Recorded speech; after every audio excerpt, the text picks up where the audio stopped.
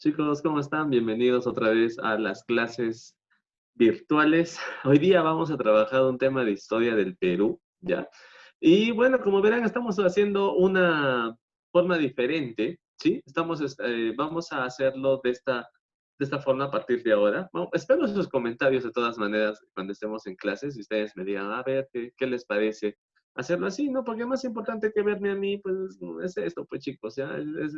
Es ver la diapositiva, muchachos, ¿ya? Entonces vamos a trabajar el tema del primer gobierno de Alan García Pérez, este periodo de gobierno, muchachos, de los años 80, que fue lamentablemente, es lamentablemente muy mal recordado. Sí, eso es para ponerse de cólera, o triste, porque muchas personas, familias, probablemente sus padres, cuando eran más jóvenes, incluso sus abuelos, tuvieron que pasar, ¿sí? Entonces hablamos de este primer gobierno que fue del año 1985 al año 1990. Y empezamos hablando cómo es que Alan García llega al poder, ¿sí? ¿En qué circunstancias llega Alan García al poder? Entonces, para eso vamos a ver este primer punto, ¿ok?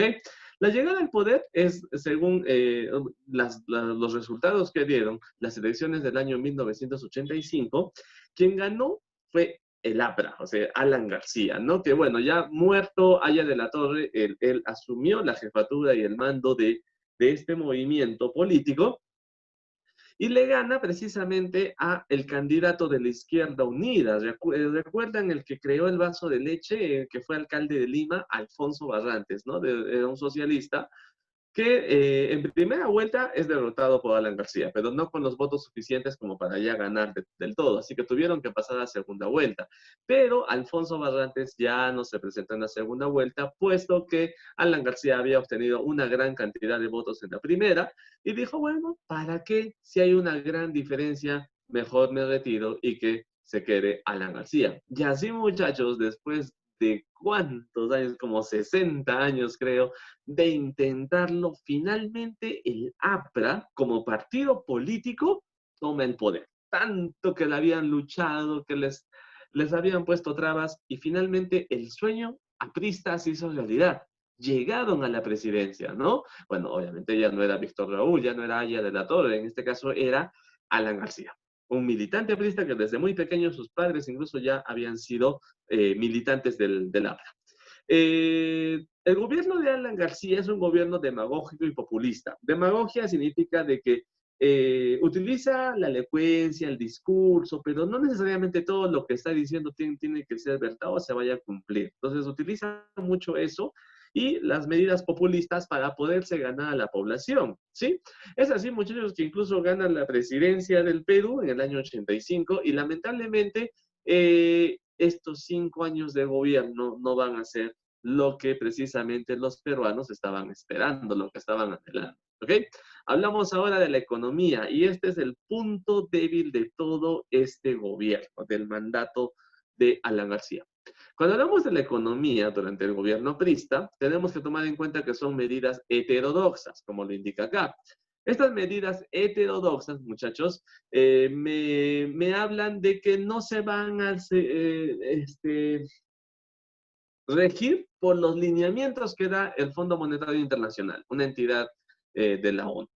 No se van a regir por lo que ellos aconsejan, tampoco lo que dice el Banco Mundial, sino que él va a hacer experimentos con la economía, como ya hemos dicho, son medidas populistas y cosas así, va a subsidiar los alimentos a ver, como dice acá, dice, no voy a pagar la deuda externa, pagaré después y vamos a controlar los precios. Esas cosas, muchachos, muy populistas, muy de izquierda y todo, pero que en la práctica iban a traer un grave problema para la economía peruana. Por ejemplo, con respecto a la deuda externa, había una deuda todavía pendiente y a los gobiernos anteriores por lo menos se esforzaban para ir pagando y bajando esa deuda externa. El gobierno de Alan García dijo, vamos a destinar solamente el 10% de nuestras exportaciones, ¿no? De los ingresos que hay por exportar al extranjero, al pago de esa deuda. Esto, muchachos, es obviamente muy mal tomado por el Fondo Monetario Internacional y también por el Banco Mundial, que declaran al Perú, como podemos ver acá, lo declaran país inelegible. Es decir, es un país, decían ellos, que no paga sus deudas, que no cumple con lo que promete. Así que imposible invertir, imposible ayudar, imposible prestarles dinero a un país que simplemente se caracteriza por ser deudor. Entonces, ese va a ser un gran desafío. En el término de la economía, dentro del plano económico, tenemos que Alan García favoreció a un grupo de empresarios denominados los 12 apóstoles. ¿De quiénes eran los 12 apóstoles? Se trataba de los 12 hombres más poderosos y ricos de Lima, los grandes empresarios de Lima. Chicos, aquí va a haber un gran desafío, porque estos 12 apóstoles van a recibir apoyo por parte del Estado, va a beneficiarlos a través de un dólar especial llamado el dólar MUC. ¿Qué cosa es el dólar MUC? Es el dólar de mercado único de cambio. Es por decirlo así, si el dólar actualmente cuesta, ¿no? 3 soles, 3.20, 3.30, imagínate que para cierto grupo de empresarios favoritos del Estado, favoritos del gobierno, el dólar, el tipo de cambio les va a valer menos. Es decir, van a gastar menos de lo que otras personas tenemos que pagar. Así los favorecía. Así favorecía el APRA a estos 12 apóstoles, ¿no? Entre comillas. Eso también, por otro lado, ser rico en los años 80 también era que estés en la mira de Sendero Luminoso, pero sobre todo del MRTA. Y ahorita vamos a ver por qué. Muchachos, la economía aprista o la economía peruana durante el gobierno aprista realmente fue y es sinónimo de estas imágenes que estamos viendo. Los intis, los famosos intis, una moneda totalmente devaluada, así como hoy en día están algunos ciudadanos venezolanos regalando sus billetes, ¿no? Porque de verdad la moneda, el bolívar, está muy devaluado. Así también era nuestra moneda en los años 80, ¿ah? Fácil, esto no tenía, era papel nada más. Y estas largas colas que las familias, que las madres, los padres de familia tenían que hacer para poder acceder a alimentos de primera necesidad, ese es otro gran problema. Por ejemplo, ¿y eso a qué se debe? Ya no a una inflación, ya no a un problema simplemente de mala economía, sino estamos hablando de una hiperinflación, muchachos. ¿Y esto qué significa? Que se estaba produciendo más dinero de lo que se podía ofrecer en el mercado. Es decir, la solución para los problemas económicos no se encuentran en fabricar más plata. No, pues ese es un gran problema, porque al fabricar, está haciendo que haya tanto dinero en circulación que el valor de esa moneda simplemente ya no va a valer. Y en clase vamos a hacer un ejemplo claro de eso, así con manzanitas y naranjitas. ¿Ya? Eso me hacen acordar. Acá hay la famosa maquinita. Esta maquinita que era la que fabricaba precisamente los billetes. Y por eso es que los intis llegaron a tener un valor mínimo. Muchachos, comprar 10 panes, ¿no? O ya, 5 panes hoy en día, ¿no? 5 o 6 panes nos cuesta un sol. Comprar 5 o 6 panes en los años 80 era gastar miles de intis. O sea, pagabas miles de intis para obtener 6 panes. Ojo, si es que lograban acceder a comprar pan, porque a veces tanta cola se hacía para poder acceder a estos servicios que no se podía simplemente. Esto del uso de la maquinita produjo especulación de productos y largas colas en las bodegas y en los mercados. Y obviamente llega un punto en que Alan García tiene que reconocer que lo que está haciendo está mal, que esas medidas heterodoxas con las que quería experimentar y hacerse rebelde no estaban funcionando y estaban acabando con la economía, con los bolsillos de todos los peruanos. Los titulares en los diarios eran esos, ¿no? El pan ha subido en un 75%, el azúcar, el pollo, todo subía, muchachos, todo. Y de repente todos los ahorritos que alguien tenía ahí de años, miles, eso que de repente se ahorraban para poder comprar un carrito, para poder comprarse su casita, ahora lo tenían que utilizar para comprar 1 kilo de arroz. Y la verdad, era algo que el gobierno aprista no quería entender así de simple. Y ya demasiado tarde fue cuando dijeron, bueno, vamos a tomar otro tipo de medidas. Ya finales, en el 88, en el 89, recién empieza a hacer cambios que lamentablemente llegaron muy tarde. Otra medida, ¿no? Para echarle la culpa, por decirlo así, de los problemas económicos por los que estaba pasando el Perú, Alan García intentó estatizar a la banca porque decía que los bancos, los banqueros del Perú, los banqueros nacionales no apoyaban estas medidas, y que pensaba que la estatización de la banca iba a lograr un recurso de propaganda que el pueblo iba a apoyar, porque siempre se miraba a los banqueros y a la banca nacional o extranjera, se les miraba como quienes que se quedan con la riqueza de los recursos y nunca se preocupan por los más necesitados. Pero muchachos, estatizar la banca fue totalmente, no fue apoyada. Todos estuvieron en contra, varios sectores. Y es ahí donde sale pues Mario Vargas Llosa, que ya quería entrar en política. Ya estaba en política, ¿no? Ya estaba dejando por un lado, ¿no?, la literatura y todo, y entrar en política, alza su voz de protesta, haciendo una manifestación pública, donde le pedía a Alan García que se rectifique, tal como vemos aquí la portada de este periódico. Y así surge un movimiento llamado el Movimiento Libertad en defensa de la banca privada, porque lo que quería García era estatizarla, expropiarla, así como Velasco cuando expropiaba empresas, y seguramente pensaba de que todos iban a decir, bien, algo así como el Día de la Dignidad Nacional por dos, pero no, pues no fue así.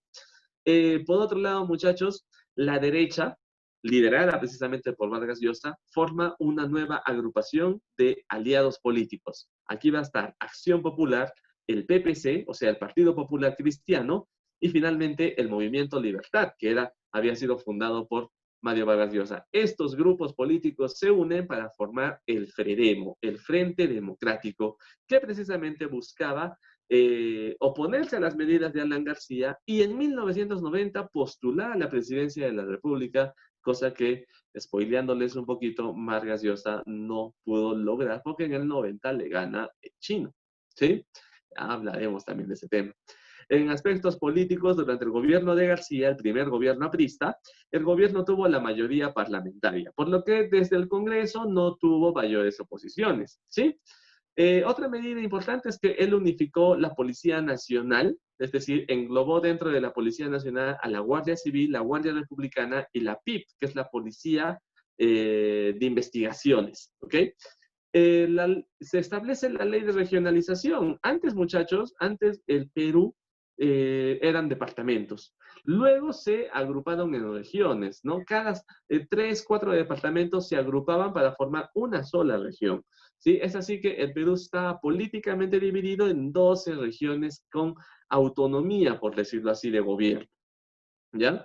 Luego otra vez volvió a separarse entre los 24 departamentos y ahora los 24 departamentos se llaman a sí mismos regiones, ya sin necesidad de estarse integrando a otros para formar una región. En 1986, Jorge del Castillo, que también era militante aprista, ¿ya? Es nombrado o obtiene la alcaldía de Lima, ¿ya? Actualmente, o hasta el año pasado, antes de la disolución del Congreso, incluso era congresista, ¿ya? Por parte del APRA. Jorge del Castillo es una de las figuras más representativas del APRA. Y a él, y también obviamente a su aliado, su compinche Alan García, se les acusa de la malversación de fondos para lo que fue el proyecto del tren eléctrico en Lima. Lima quería tener su propio metro, su tren eléctrico. Y todo se anunció con bombos y platillos que el tren eléctrico, por fin, la capital del Perú, va a estar al nivel de las demás ciudades. Oye, ese tren eléctrico no entró en funcionamiento jamás. Y recién, ¿cuándo es que el tren eléctrico ha vuelto? Recién está en operaciones, recién en la década pasada. ¿Sí? Hace 10 años recién ese tren eléctrico por fin vio la luz, ¿no? Se quedó en proyectos y todo el dinero que se invirtió en él, pues ¿dónde estará? Ya se imaginarán.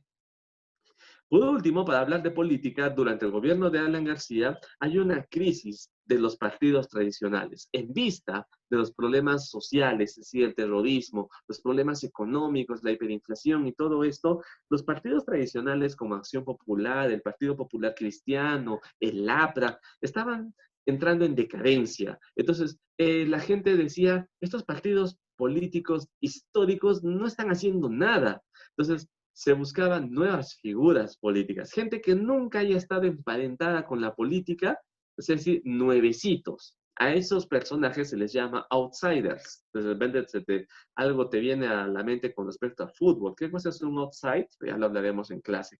Es decir, políticos no tradicionales. Uno de ellos sería presidente del Perú. Estamos hablando de Alberto Fujimori. Y bueno, muchachos, ahora hay que hablar de el aspecto social. Y sabemos que durante el gobierno de Alan García los problemas con el terrorismo todavía continuaban y de hecho se incrementaron, lastimosamente. Y no solamente por parte de los grupos terroristas, sino también por parte de las fuerzas del orden. En este caso, en Acomarte, en Ayacucho, un escuadrón del ejército, una vez más, el ejército asesinó a 60 comuneros confundiéndolos con terroristas. Más crímenes por parte de las fuerzas del orden. En el año 86 se promulga la ley de rondas campesinas, es decir, que el gobierno autoriza legalmente que los campesinos reciban armas para poderse enfrentar a los delincuentes terroristas con sus propias manos y de esta manera poder protegerse. Eso se vio tanto en las zonas rurales, incluso en zonas urbanas, en los pueblos jóvenes, para que estén organizados en comités. En vista de que cada vez había más y más y más presos, de tanto del MRTA como de Sendero Luminoso en diferentes penales, sobre todo en el penal de Lurigancho, se habían aglomerado un montón de presos senderistas. Y estos terroristas, aprovechando que se estaba celebrando un congreso del Partido Comunista, no el de ellos, ¿no? O sea, el Partido Comunista Internacional, hicieron un motín dentro de la cárcel, se amotinaron y desafiaron a la autoridad y empezaron a tirar piedras y a quemar llantas y a amotinarse dentro de la cárcel. Ellos estaban haciendo su propaganda, por decirlo así. Para eso se tuvo que poner orden, por supuesto, pero ¿cuál fue el gran error del gobierno aprista? Cometieron un exceso. Alan García, o el gobierno de Alan García, ordenó la intervención de la Marina de Guerra, de la aviación y del ejército peruano para bombardear el penal. Es decir, que el penal de Lurigancho, el del Frontón sobre todo, que estamos viendo imágenes aquí, y el de mujeres que se llamaba Santa Bárbara, que habían coordinado los tres, ¿cómo lo habrán hecho? Amotinarse el mismo día y a la misma hora. Y bueno, sobre todo el frontón, muchachos, fue completamente bombardeado y destruido. Obviamente muchos presos, muchos terroristas murieron, también algunos que no estaban ahí por delitos de terrorismo, sino o tal vez otros delitos. La cuestión es que un gobierno no puede actuar de esa forma atentando contra los derechos humanos. Y eso, bueno, podemos debatirlo, porque alguien me puede decir, pero profesor, pero son terroristas, ellos no respetan la vida, ¿por qué quieren que se les respete? Bueno, es un tema debatible, ¿ah? Pero ante todo, un gobierno no está en esa capacidad de actuar de esa forma, aplicando más terrorismo para poder poner las cosas en orden. A esto muchos le llaman la matanza del Frontón o la masacre del Frontón y verdaderamente es un atentado a los derechos humanos y por lo cual el gobierno de Alan García ha sido acusado legalmente dentro y fuera del país. Entonces no te olvides, la matanza de los penales es un escándalo político y social del gobierno aprista. Ese mismo año, podría decirse en respuesta a esto, Sendero Luminoso asesina al vicealmirante Jerónimo Caferata, que era uno de los altos mandos militares de aquellos años. En el año 87, para ponerle fin al terrorismo, no se les ocurrió mejor idea que crear el Comando Paramilitar Rodrigo Franco, otro delito por el cual el gobierno aprista está siendo acusado, ha sido acusado. El Comando Rodrigo Franco es un comando de paramilitares, o sea, no es un comando del ejército, sino de ex miembros del ejército probablemente, o de algunos que todavía estaban en funciones, pero utilizando métodos de terror para capturar, para amedrentar o causar estragos dentro de las agrupaciones terroristas. Es decir, estaban jugando a una guerra sucia, ojo por ojo, diente por diente. Tú haces terror, yo también te respondo con la misma forma. ¿Eso puede hacer un estado, un gobierno puede actuar de esa forma? No, pero lo podemos debatir. Ese mismo año, en 1987, se intensifican los atentados. Es decir, los atentados terroristas ya no solamente son en las zonas rurales, poco a poco van llegando también a la capital, precisamente en respuesta a los ataques del gobierno, con el comando Rodrigo Franco, con la matanza de los penales, y se intensifican con coches bomba en la ciudad capital, y también apagones, porque los terroristas de Sendero Luminoso, sobre todo, volaban las torres de alta tensión para dejar a la ciudad completamente en la oscuridad. Y bueno, después venían los coches bomba y al día siguiente pues ya se enteraban de todo lo que había pasado. Por eso es que también se empezaron a instaurar los toques de queda. En el año 1988, en Cayará, Ayacucho, los combates seguían en la sierra. Esta vez un comando del ejército ejecuta a 39 campesinos, es decir, la población campesina, la población indígena seguía estando pagando lamentablemente por esta etapa de terror. Es algo bueno que en el año 88, uno de los principales líderes senderistas, Osman Morote Barrio Nuevo, es capturado por la policía. Osman Morote es uno de los más allegados a Abimael Guzmán. Acá podemos ver cómo ya la policía lo tiene capturado y fue un duro golpe para Sendero Luminoso. En el 89 también es capturado el máximo líder del MRTA, Víctor Polay Campos, en Huancayo. En el 89, los senderistas atacan la selva. La selva había sido siempre un lugar de operaciones del MRTA, así que Sendero dijo, no vamos a permitir que el otro grupo ese nos esté quitando territorio, así que Sendero también empezó a incursionar, ya no solo en la sierra, sino también en la selva. En Muchiza, que queda en la región San Martín, atacaron un puesto policial donde 300 senderistas atacaron, ¿eh? Y 10 policías fueron asesinados. Seguimos en la selva, pero esta vez en Junín. Se dio el acontecimiento de los molinos. Esto fue, por decirlo así, una batalla prácticamente. En los molinos, las fuerzas del orden, el ejército peruano, se enfrenta a como 400 miembros del MRTA. Un enfrentamiento que de verdad podría decirse una batalla verdaderamente. 60 miembros del MRTA murieron en ese enfrentamiento, otros fueron capturados y fue un duro golpe para el MRTA en su propia zona de operaciones que era la selva. En respuesta probablemente a esto es que el MRTA a partir de este año ya se vuelve más maldito. Por ejemplo, en Tarapoto, un grupo de terroristas del MRTA, liderados por Néstor Serpa Cartolini, acuérdate ese nombre, ¿ya? Tomaron por asalto la ciudad de Tarapoto y dictaron sentencia contra cualquier persona que esté practicando la prostitución, incluyendo si eran homosexuales. En un principio, la gente de Tarapoto no hizo caso hasta que aparecieron otra vez y asesinaron a balazos, prácticamente enjuiciando a 8 travestis de la ciudad selvática de Tarapoto. Luego, en el año 1900, bueno, continuamos en el 89, hay un atentado senderista. Entonces, Sendero también seguía con sus atentados, pero esta vez en Lima. Como ya les había dicho, también empezaron a azotar la ciudad de Lima.